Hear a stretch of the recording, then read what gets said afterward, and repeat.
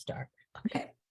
All right. So welcome, everyone. I'm Sibana. I'm a member of the University of Chicago Trauma Interest Work Group. And on behalf of the Mansueto Institute for Urban Innovation and the University of Chicago Trauma Interest Work Group, we're delighted to welcome you to our talk, our next in our year-long speaker series on forced migration.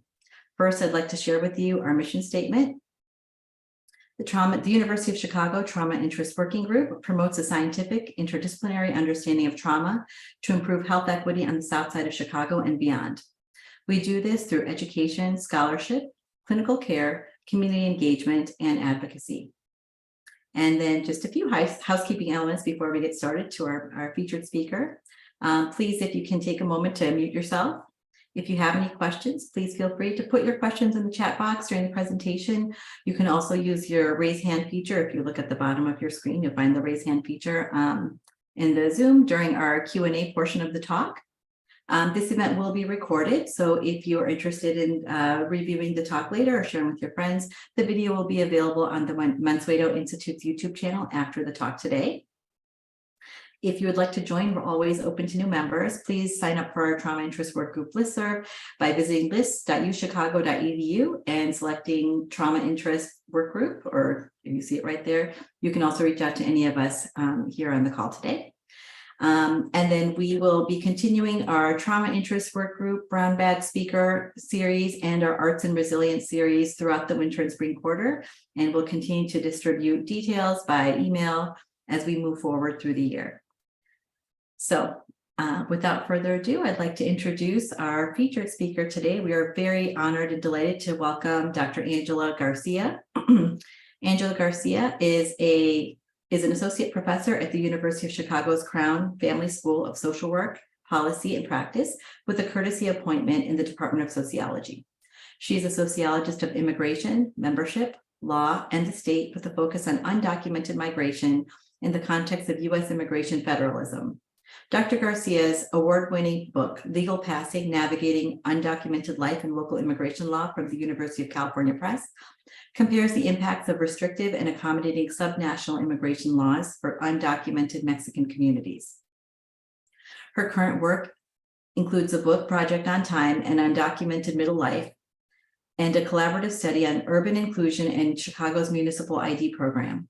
Dr. Garcia's scholarship has been published in Social Forces, Social Problems, International Migration Review, Ethnic and Racial Studies, and the Journal of Ethnic and Migration Studies, among other academic outlets.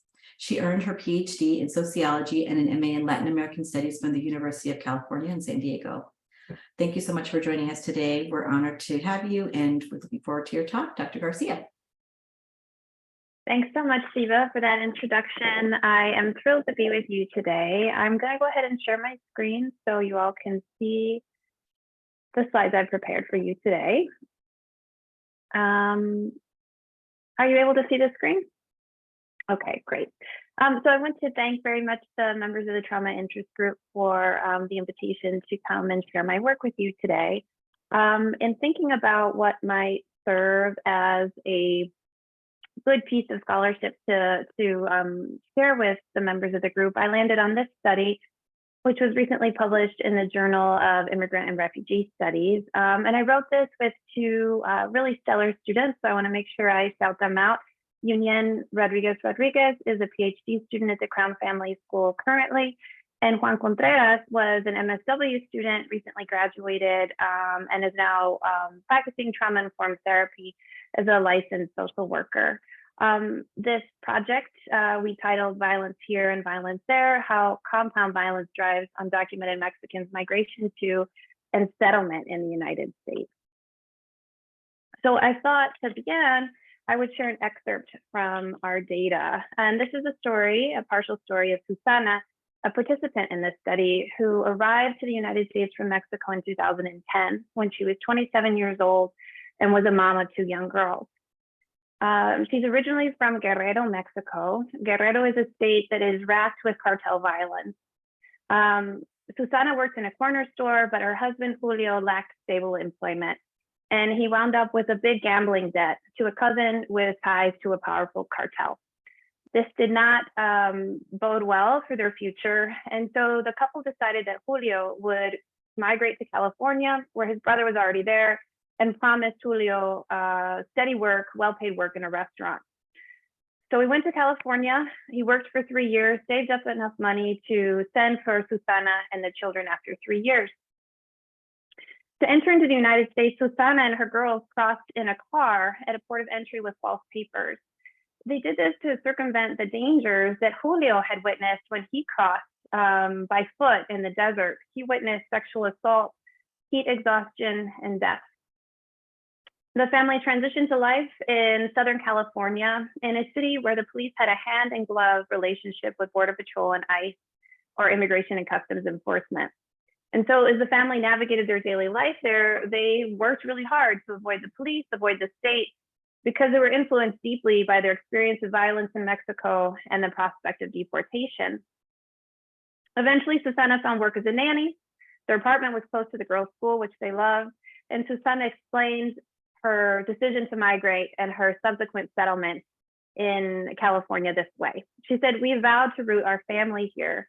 We're constantly worried about border enforcement, but the girls are happy and the violence back home now is everywhere. If they deport you or if you're receiving money, remittances, you're targeted, not just by the narcos, but by police and officials too. So we'll do what we can to stay." Susana's experience captures some of the focus of this study, because here in this work, we're really interested in identifying how exposure to an array of cross-national violence impacts Mexicans' decisions to cross the US-Mexico border without authorization, and how it impacts the settlement process once people are here in the United States. But this approach of thinking about undocumented Mexican migration to the United States through a lens of violence presents a bit of a puzzle, because across scholarship, policy, and public discourse, both historically and in the contemporary moment, migration from Mexico to the US is really interpreted through a lens of voluntary economic migration. And so in both theory and in empirical studies, we see a focus on motivation to move by better jobs, sustained migration through social networks and globalization, and people like Susana and Julio deciding to migrate and settling over time because of their work and their families and the community ties that they built. This framing of Mexicans in the United States in a kind of fully voluntary economic migrant lens is connected kind of way back, at least to the Bracero program that facilitated low-paid short-term labor contracts for Mexican men to work in the United States in the early 20th century. But it's also found in foundational academic studies of Mexican migrants in the earliest 20th century in the United States. Most post-war theories of the sociology of migration canon focus on economic voluntary migration. And contemporary scholarship of Mexican immigrants in the United States continues this line of inquiry when we focus on workers with a lens on documentation status, rights, racialization, gender, and the like. Of course, we also see this in media and political messaging and public discourse that depicts undocumented Mexicans as economically motivated, often threatening labor migrants. This is the discussion about whether or not people undocumented from Mexico are taking away jobs from people born in the United States, right? All focused on work and economic migration that is voluntary. But I want to suggest that this conventional understanding of Mexican migration to the United States as purely voluntary and economically motivated obscures the role of violence as a potential driver of migration and settlement. Scholars have now argued that this kind of artificial binary between forced and voluntary migration is a reflection of a post-World War II distinction between people whose migration is considered voluntary and economically motivated, and those who see border crossing as forced and politically motivated, sort of the birth of our refugee and asylum system writ large in the post-World War II world. But this voluntary forced migrant binary does not capture, as we all know, how contemporary border crossers are dynamically shifting between categories as they navigate really highly complex realities in their migration stories. And so I think as a result, this binary or this framework for looking at Mexican migrants in the United States purely as economic migrants inhibits the advancement of scholarship and policy responses to people in motion, such as refugees who might also have economic motivations, or labor migrants like Susana and Julio, whose migration and settlement were also compelled by violence. So in this project, we're asking how experiences of violence shape the migration and the settlement decisions of immigrants from Mexico, in particular those who face additional precarity because of a lack of authorized immigration status. And we theorize about compound violence as a potential answer to this question. So in terms of compound violence, what we're referring to is an arc of violence that spans communities of origin, places of transit, and destination locales, and experiences of violence that accrue over time in place to shape migration trajectories. We think about this in at least three ways in this paper. We first think about physical violence in communities of origin prior to migration and transit. Here we're thinking about literally the physical act of doing harm or injury through physical force. We also think about legal violence in the United States, drawing from Menjivar and Abrego's seminal work here, thinking about immigration laws, bureaucracy, and enforcement mechanisms that criminalize immigrants along legal, racial, socioeconomic, and gendered axes. And then finally, our theory links up to anticipatory violence. Here, we understand violence as that's envisioned by undocumented people in the United States who are threatened by forced return to Mexico, where deportees are exposed to extreme forms of physical violence.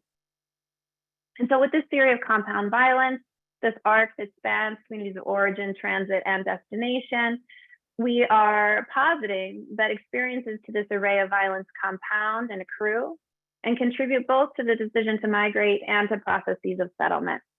And we're using this theory as an alternative to the voluntary versus forced migrant dichotomy, which truly would not let us examine experiences of violence in this way if we were firmly committed to that binary. So as I stated, our goal is to begin to identify how an exposure to an array of cross-national violence impacts decisions to cross borders without authorization and post-migration settlement behavior. And we might ask, why center migration from Mexico in this work? And I want to present at least three reasons why I think this makes sense. So first, Mexico has long experienced severe political instability, corruption, and drug cartel violence. In fact, many scholars now argue that violence is a key feature of democratic politics in the country. We know that violence and human rights violations in Mexico are associated with the drug war there, and that they skyrocketed beginning in 2006 after newly elected then President Felipe Calderón announced an offensive against organized crime. Most scholars now agree that rather than eliminate these networks, this effort really splintered them, resulting in new trafficking organizations and more violence. We've also seen a lot of partisan conflict and electoral competition.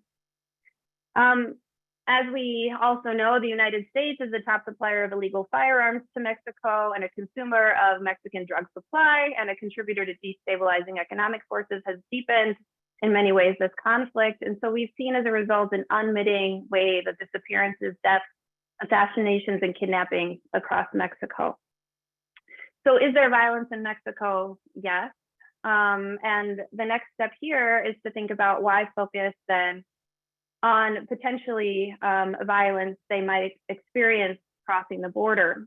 We also know that crossing the US-Mexico border is tremendously difficult and violent, in part because of US border policy. So since the mid-1990s, US border policy has closed off historically frequented urban crossing points on the US-Mexico border, really funneling border crossers to remote, depopulated regions where thousands die in hostile natural environments. And then finally, those that make it to the United States, and of course, this migration has trickled off quite a bit, but those who make it to the United States are effectively sealed in and encounter remarkably restrictive national level immigration policy, including the use of police and interior immigration enforcement, and incarceration and deportation of immigrants at growing rates, and the resulting family separation and potential experiences of violence faced by deportees upon return to Mexico. So again, while this entrenched narrative really depicts undocumented Mexicans in the United States as voluntary labor migrants, they are subject in many ways to multiple layers of violence in their communities of origin, in transit, and in their US destinations. So the way that we went about studying this revolves around semi-structured interviews of 145 undocumented people from Mexico, all adults living in Southern California and Chicago between 2012 and 2016. Really what this is a smushing of two different book projects, the data from two different book projects, the Southern California data coming from my first book and the Chicago data coming from my second book. Neither one of these projects is focused on violence as experienced in the ways that I've talked about as experienced by undocumented people from Mexico. The violence as a theme, as a pattern across the data really rose to the top as I was doing analysis across both of these projects, which encouraged me and Jun Wen and Juan to think about writing a paper that would look at these experiences of violence fairly seriously. So I'm glad to talk more about how I collected the data and who is informed in this data. But what I'd like to show you now is that we have data focused on mostly middle-aged undocumented Mexican adults in two very traditional immigrant receiving locales in the United States, Chicago and Southern California. The idea also here is to hold social class constant to the extent possible so that we are as possible, not comparing apples to oranges. And so in both of these data sets, I selected on educational attainment as a proxy for socioeconomic status. That is all to say that the resulting sample includes poor and working class undocumented Mexican nationals in the United States. And this composition largely mirrors the majority of undocumented people in the country, and in particular in Southern California and in the Chicagoland area. Okay. So it's kind of a long wind-up, but now I want to share some of the findings with you from this work. Here, I'd like to begin with some representative excerpts that demonstrate how violence contributes or shapes undocumented Mexicans' decisions to migrate and then their settlement in the United States. And I'm going to start with Maria. Maria arrived in the United States in 2007. And she came from Acapulco. Acapulco is a coastal city, largely tourist-driven economy in that same state of Guerrero as Susana and Julio, the first couple I introduced to you. So it's experienced a big uptick in violence. Maria talked in this excerpt about her decision to migrate, and she linked them very directly to experiences of physical violence in her community of origin. Explaining, she said, having come here to the United States is one of the best decisions I could have made. They killed my stepfather because in Mexico, at least in Acapulco, if you have a business, you have to pay a bribe. You have to pay. To whom? I don't know, but you have to pay someone. So my mom and my stepfather had a glassmaking business, and my mom says that she never noticed or knew whether or not someone was coming to ask for a bribe. But the thing is that my stepfather never paid, and they came to his place of business and they killed him and all of his employees. She went on to explain, this affected me a lot because I saw my children's future there. There was so much violence, even in the schools. They had to close the school doors once, shut them so they wouldn't enter. There was an enormous panic, the children crying. So that's when I made the decision. I said, I don't want this for my children. I want peace. I want them to be okay.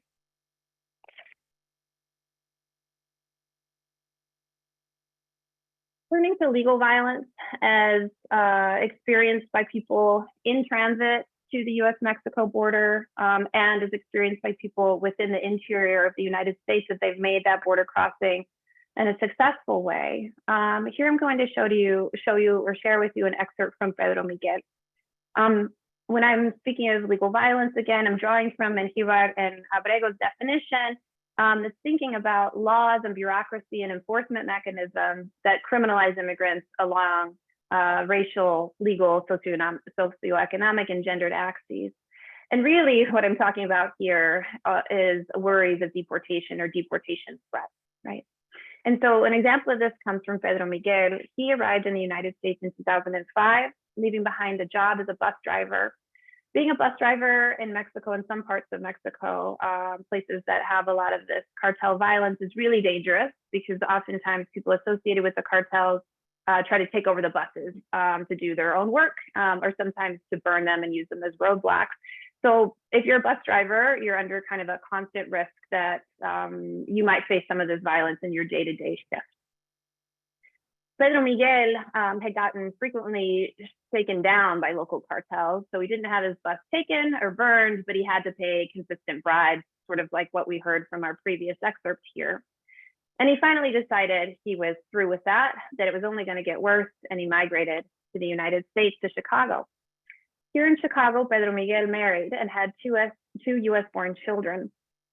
And he describes the threat of deportation that he feels kind of in his daily life as he goes about life in Chicago. He said, "It's a latent fear while you're undocumented. The simple fact of going to work and the chance there will be a raid. As soon as I go out, I have Jesus on my lips," meaning saying a prayer. "Worried because my family will have to stay here alone and I'll be the one I'll have to leave, right?"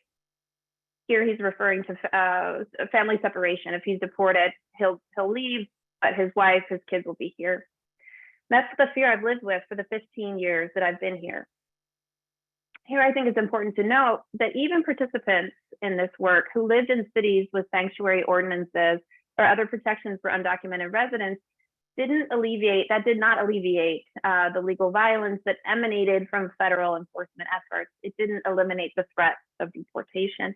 And in fact, we know that sanctuary city ordinances, as important as we might feel they are necessary but insufficient for addressing deportation concerns, given the authority of the federal government over this issue of exit and entry into the United States. Okay.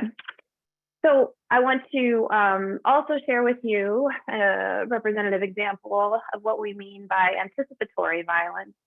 Again, as experienced by people who have made it into the United States, are in their destinations, and are thinking about anticipatory violence, here really borrowing from the term of anticipatory grief, which suggests that people who expect to encounter a significant loss will begin the grieving process in anticipation of that event, right?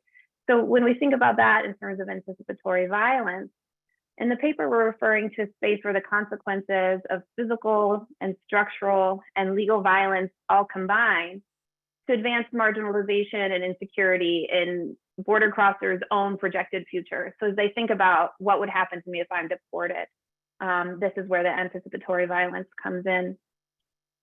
Given that deportees are exposed to really extreme forms of violence driven by organized crime, impunity, and corruption, we're theorizing here that undocumented Mexicans are experiencing this anticipatory violence as they envision their future selves, potentially as deported.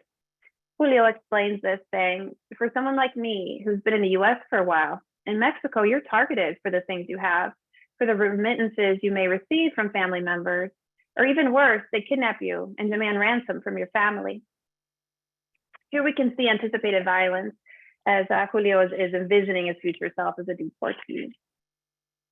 So again, the idea here is that physical, legal, and anticipatory violence is an arc that's experienced by people across communities of origin, in transit at the border, and then in communities of destination in the United States, compound, interact, layer on top of each other. And we argue in the paper that as these experiences of violence accrue, they contribute to both the decision to migrate and the processes of settlement that unfold amongst undocumented Mexicans in the United States. Here, the idea is that once you've made it to the United States, it might make good sense to hold fast to a course of action, especially given the potentially deadly costs of changing direction, right? Going back home after you've been through a gauntlet at the border, for example, and the economic, the social, and the psychological investments that are associated with that unauthorized migration itself. And then in the United States, where we have a dual frame of reference or an evaluation of life in the US relative to life in Mexico, especially thinking about violence here, immigrants may opt to endure the violence of illegality, quote unquote, in the US over risking a premature return to unraveling conditions in communities of origin. And this kind of catch-22 here is illustrated by Victor, who explains, for people like us, there is no perfect place. Sometimes I feel concerned, you know. Here, you have to watch out for the police in La Migra, Border Patrol. There, you have to watch out for thieves, crime, corrupt officials doing deals with drug dealers.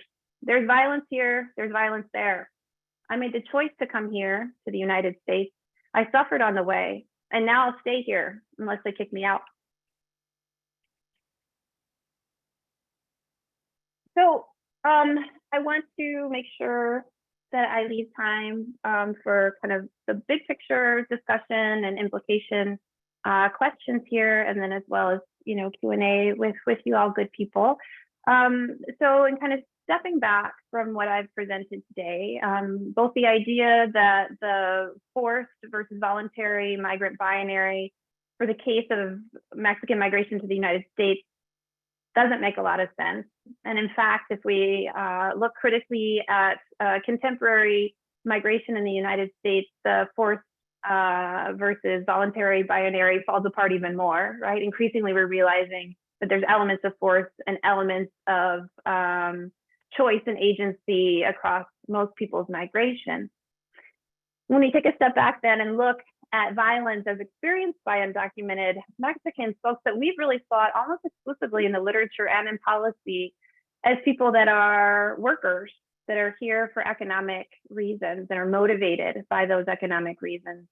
Given the findings in the paper that does take violence seriously for both the migration decisions and the settlement decisions of undocumented people, we're arguing that common depictions here, both in the literature and in policy and in public discourse, simply don't match the accounts of undocumented people's own lived experiences with violence, this arc of violence.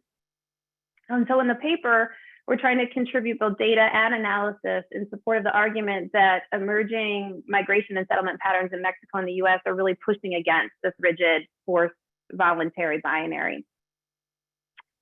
We're also suggesting that a lens of compound violence offers a more holistic account of Mexican migration and settlement, and thinking about encompassing violence as part of the many diverse factors that drive someone to make the decision to migrate and that influence the process of settlement. Really taking that seriously as we look at the case of undocumented Mexican migration in the United States and the complexity undergirding international migration globally.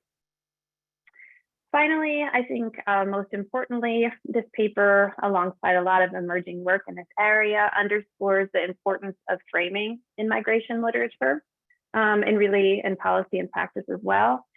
And here I want to draw from political scientist Rebecca Hamlin, who has a lovely new book out called Crossing that critically unpacks and really decimates this artificial binary between forced and voluntary. Rebecca Hamlin argues that how we think and talk about border crossers shapes how border crossers are treated. This is, I think, a pretty simple and straightforward argument. But when we think about it, or I'll say when I think about it, and I turn that statement inward on itself and look at my scholarship, I realize that myself, alongside a whole slew of social scientists studying undocumented Mexicans in the United States, have really uncritically engaged this voluntary forced binary. And so if we put a more critical lens to it, we can see that, there's a lot we're missing when we engage with the binary. And in fact, we may be reinforcing a view that people categorized as voluntary migrants, like undocumented Mexicans, can legitimately and often harshly be excluded by host states simply because they do not receive the same kinds of rights and benefits that people classified as forced migrants do. Forced migrants engaging the binary might suggest that forced migrants should be allowed to enter and receive these provided supports, but there are people who are less deserving of them because they chose to come of their own volition, right? And so I think that the study starts to emphasize that contemporary undocumented Mexican migration defies these clear-cut boundaries, even though that distinction still shapes their everyday realities. And if we engage in it as scholars, it might work against the formation of policy that offers broad rights and protections. And I think maybe to the interest of folks in this working group, this artificial binary may work also against the formation of trauma-based treatment approaches, for example, for this group and for others. So I'm going to leave it there, again, with a bunch of thanks for the invitation to join you all today, and deep thanks for the two co-authors on the paper who contributed quite a lot to the project. I will stop sharing and look forward to questions and comments. Thank you so much again. Thank you so much, Dr. Garcia, for that illuminating talk. Very eye-opening, gives us a lot to talk about. It looks like there's also some questions already kind of percolating. So maybe at this time we can open up to, I think Dr. Dinizula had her hand up for some time. So maybe we can start with her and then open up to other questions.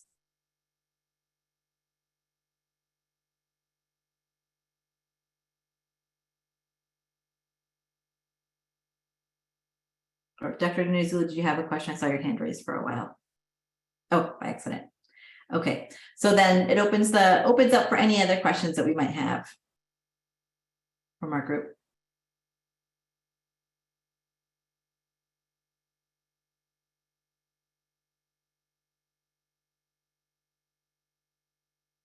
I'll take the opportunity if no one else has a burning question.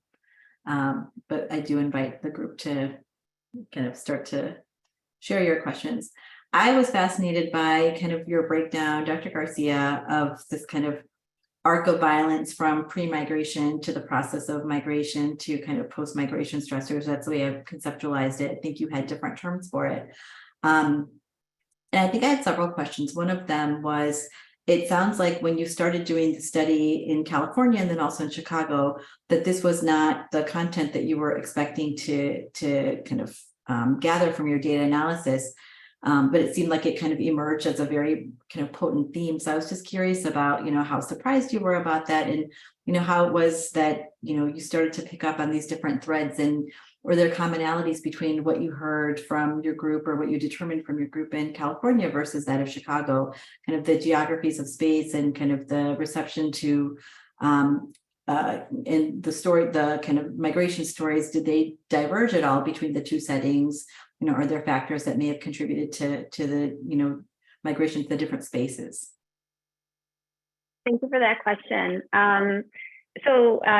Yeah, you're absolutely right that neither one of these projects is really exclusively focused on violence, and that the finding or the pattern of violence across the data really emerged when we were looking for other things. So the first book project is focused on how people without undocumented status navigate that status in places that are very restrictive, and how they try to mask undocumented status by physical and kind of a presentation of self types of behaviors.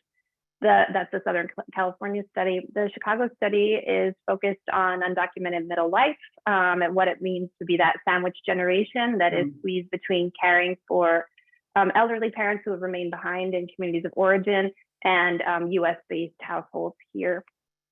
So there's elements of what we would call like legal violence or state violence in both of those projects when we're looking at how the US state approaches and engages with non-citizen immigrants in the United States, but not elements of what I would, before I started this project, really think about violence in terms of the physicality of violence. But as we were coding in the data around migration experiences, violence came up in ways that I wasn't necessarily anticipating. So I was anticipating experiences of violence at the border, but we didn't specifically ask people if violence was something that pushed them across, that made them decide to migrate. In part because, again, my bad, as a scholar, I was also envisioning people really fully in the economic voluntary migration mode. And so this was sort of a check to my own priors as I was analyzing the data, that people were saying, yeah, I migrated because in the example that I shared with you, my brother was in Southern California and promised me a job. So there we have economic migration and family connection, or social networks, we might call it, as a motivator to migrate. But we're missing the part about how he got in debt to a cousin who was tied up with the cartel. And that was a real threat of violence that actually pushed him to go. right? And so in that way, sort of picking up on this piece by piece in the data, I started to realize there was a bigger story here around violence, and that maybe not only my California data, but maybe it would also show up in my Chicago data. And so what I did was just a quick comparison to see where themes of violence were showing up across both data sets, and noticing that they were kind of then more systematically coding for that violence across the data set.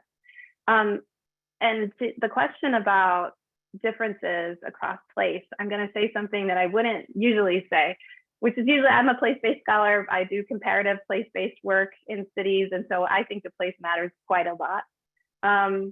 But in this situation, we saw really similar themes around experiences of violence pushing people out of communities of origin in Mexico, experience of violence at the US-Mexico border, and experiences of legal violence and anticipatory violence in both Southern California and Chicago.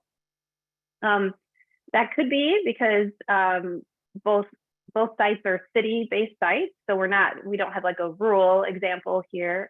And both are places with deep and long traditions of Mexican migration. So these are places with quite a lot of advocacy organizations, elected officials, social networks, and I guess what I would say is like a supportive structure for people. And that could be why I didn't see so many differences. The differences I think that are the biggest across the two sites in the data aren't so much site-based, I should say, or place-based, but rather gender-based. Experiences of violence really diverging around whether or not the participants identified as men or women, were moms or dads. That kind of stuff was the kind of driver of divergences and patterns of violence in the data. Great, thank you.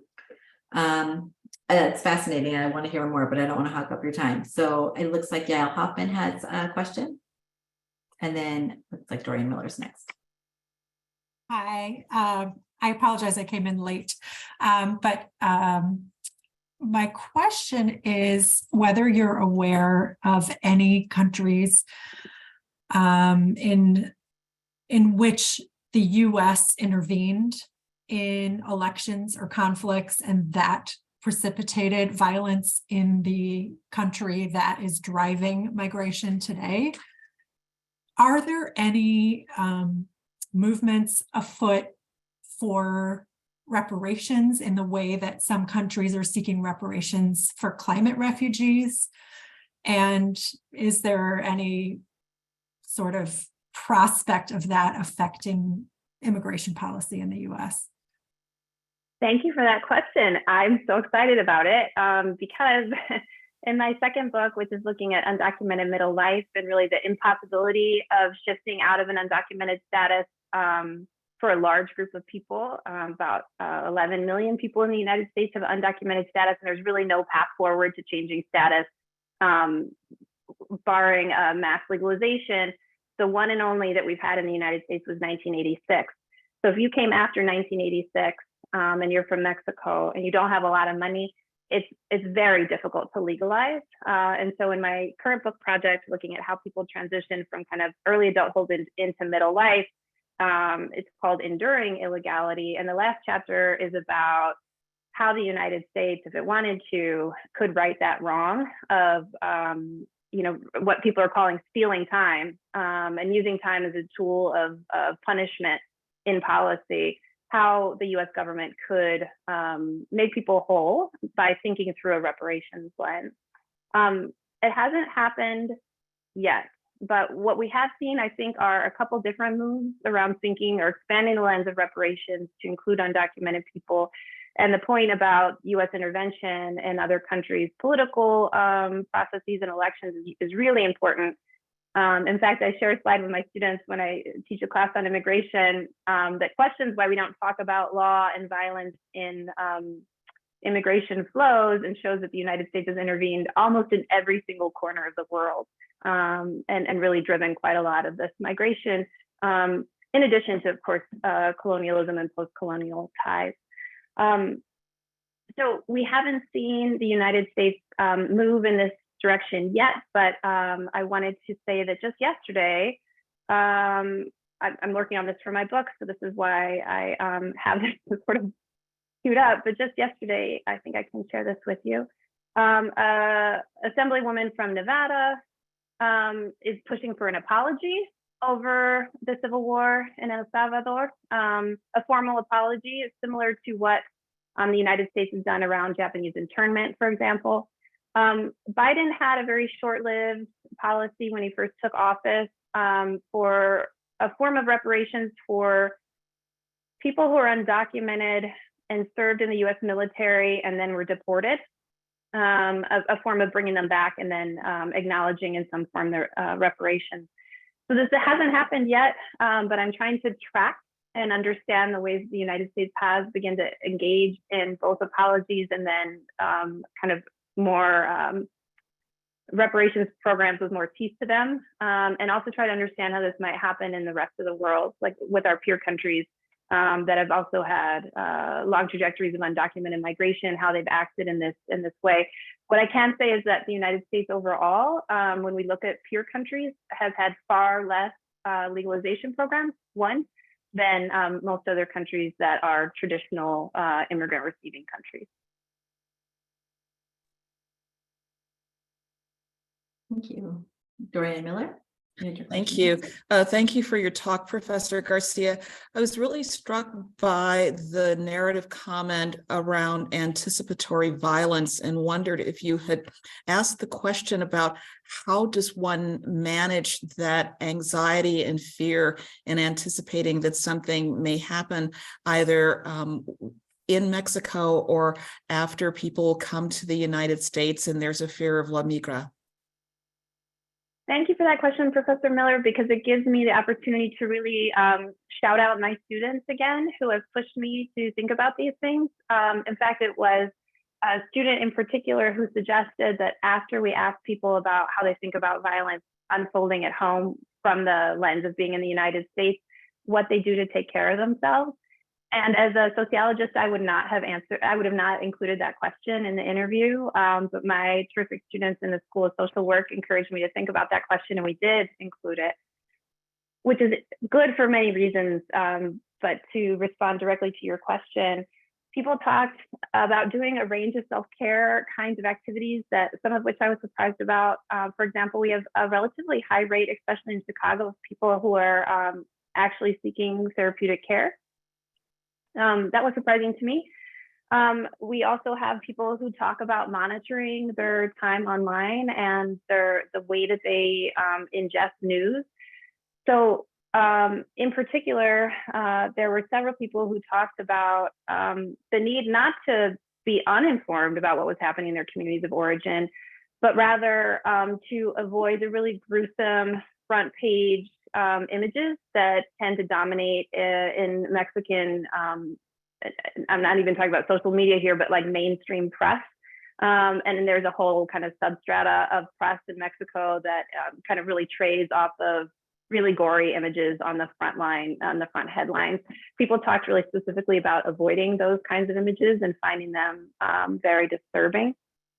And so those are at least two ways that people talked about kind of engaging or addressing anticipatory violence as they experienced it when they were kind of projecting forward. I'll also say that this idea around anticipatory violence helps me think a lot about the second book project, Undocumented Middle Life, because we ask people, you know, how do you envision yourself aging? When you're old, where do you expect to live? You know, so we're asking people to sort of think forward into their future selves. And then again, this question of anticipatory violence comes up quite a lot when people will say, I used to, you know, want to go back home to retire. And of course, there's a whole narrative about wanting to return home, and many people never do, but that's always kind of a back burner desire. People saying, you know, I used to want to return home, but now I know it's just an impossibility. Things have unraveled so much so that I would no longer be safe there.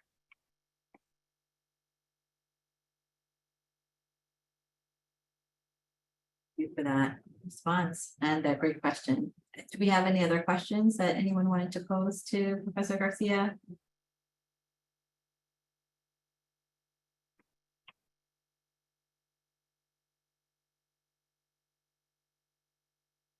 I had another question if no one wants to take up the time. So obviously, we invited you to this talk as a component of our kind of forced migration speaker series, but our overarching interest is related to trauma and traumatic experiences and how do people metabolize and address the trauma. And you start to answer that question with Dr. Miller's question. But I was curious to see kind of, just as you had not anticipated the emergence of violence as a theme across the two different locales that you kind of conducted your studies in, were there ways in which you were able to kind of get a scope of understanding about how people who had encountered this arc of violence had processed the trauma, and like what did that look like, or how did people make meaning or understand the traumatic experience that they had experienced? Yeah, that's a good question. I think probably the way I would answer that is by thinking about responses to a question that we asked in the interview about how would you describe life here to somebody from your hometown who's thinking about migrating without papers. And that's not a original question of mine, since at least during my graduate training, we asked that question consistently in work with undocumented people in the United States. And I'll say, I'm used to hearing responses like, oh, I would, suggest that they cross with this person with this amount of money, that they could come here and work in this field. Here's a place where they could stay in the beginning before they get on their feet, like that kind of like real nuts and bolts logistical support. And now in these last two studies, when I ask people that, they say, I would absolutely not suggest that I would say, don't come. I would say, don't come. And that I think is reflective of the kind of impact of both violence as experienced at the border, which was a uniform experience for folks, and then this legal and anticipatory violence that's experienced in the United States. And so when I think about how people kind of are impacted by that, right, in their interior selves, both in response to that question, it makes me think about, in the future, given the difficulties at the border, and kind of a reluctance to encourage others to come and follow in their footsteps, what that will do to migration flows. And in the United States, how people have kind of reacted with it. I'll say that, oftentimes when you do an IRB for a study like this, they'll say, how are you going to help people along if they struggle with the material, or if the questions are just too hard? And then oftentimes, and again, this is a really credit to the strength of my student research assistants, who are all trained in clinical social work, and so do a great job at asking questions and listening. Oftentimes people afterwards would say that the interview itself was not traumatic at all, that they felt unburdened by being able to share their experiences. And many people would say this is the first time they talked about it in a really long time, or ever, potentially.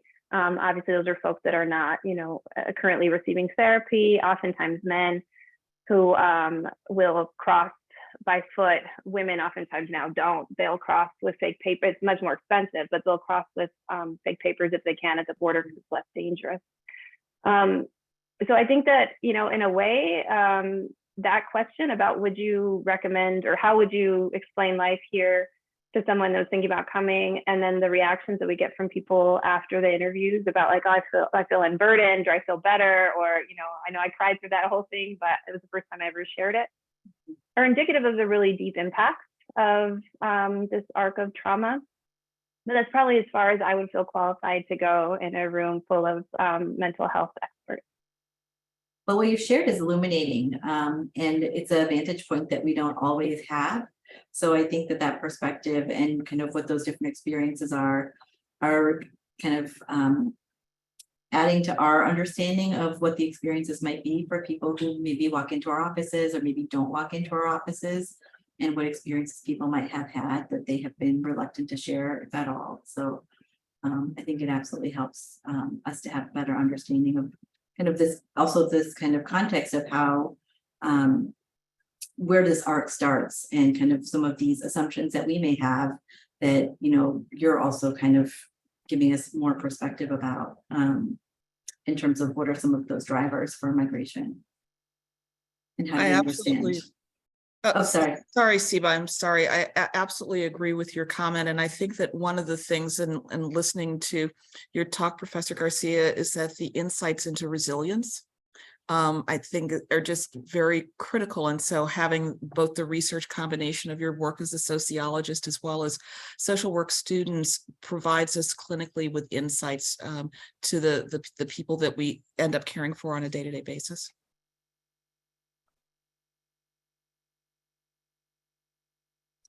So we're kind of running close to the end of our time. Are there any other follow-up questions that we wanted to ask Professor Garcia while we have her?